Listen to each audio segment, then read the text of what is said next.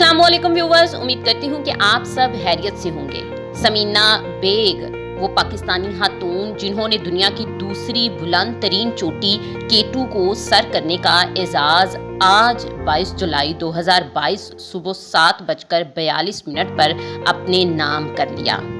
इस वक्त पाकिस्तान की पहली खातून बल्कि पूरी दुनिया में पहली मुसलमान खातून हैं जिन्होंने K2 को सर कर लिया। दोस्तों, K2 जो कि पाक चाइना बॉर्डर पर वाक़या है तो ये दुनिया की सेकंड हाईएस्ट माउंटेन जो कि माउंट एवरेस्ट के बाद आती है, लेकिन K2 को दुनिया का सबसे मुश्किल और खतरनाक पहाड़ समझा जाता है।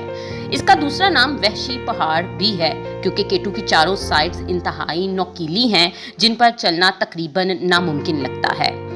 K2 से 1000 फुट नीचे 2008 में एक सानहा भी हुआ था जिसमें 11 अफराद हलाक हो गए थे।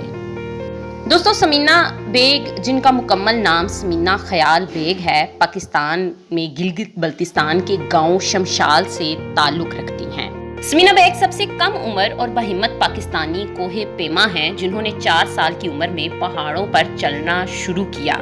आज उन्होंने K2 का एजाज़ अपने नाम लगवाया है, लेकिन इससे पहले सिर्फ 21 साल की उम्र में 2013 में वो पाकिस्तान की पहली कम उम्र पाकिस्तानी खातून बनी जिन्होंने दुनिया की बुलंद तरीन चोटी माउंट एवरेस्ट को सर करके पूरी कौम का फ़ख्र उस वक़्त भी बुलंद कर दिया था और आज भी पाकिस्तान का सर फ़ख्र से बुलंद कर दिया।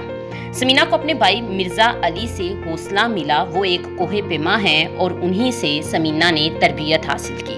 माउंट एवरेस्ट और K2 को सर करने के अलावा वो पहली पाकिस्तानी खातून हैं जिन्होंने 7 बरे-आज़म यानी 7 कॉन्टिनेंट के अंदर 7 चोटियों को सर करने का एजाज़ भी हासिल किया है।